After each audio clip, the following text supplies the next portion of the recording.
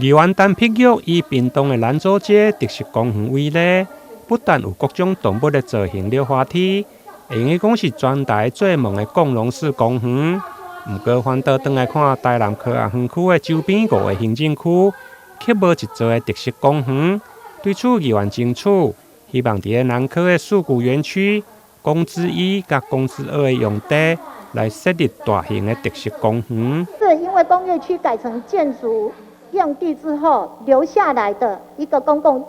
需要捐给政府的一个小公园，内底新区37000几人，就是这囡仔生这2个公园，2个罐头农具在那边，一个沙坑在那边，而且这些不是我们台南市政府设的哦，这一些是阮去甲建商无来的，所以咱台南市政府无开钱，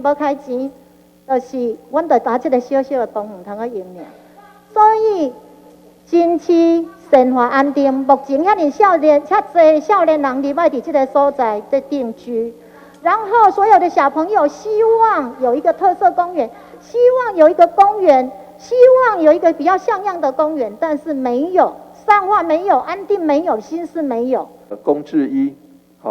还有我记得还有是不是它是公治1，树谷那边有个公治2，是不是？公治2是还要过马路，我们利用公治1的土地就已经绰绰有余了，而且公治1上面而且那个土地取得不需要成本。没错，而且它公治1上面还有一个现成的厕所，我们也不用去建，我们只要去建小孩的厕所就好了，用那个瓢虫厕所不是很好吗？是，我们会从这个部分来思考。对，我们从这个地方去思考，看看有没有什么可能性，然后能够规划出一个比较符合地方需求的。除了争取特色公园，另外宜湾嘛为南科的连外道路，包括路面的整修、人行道、甲路树的立美化等，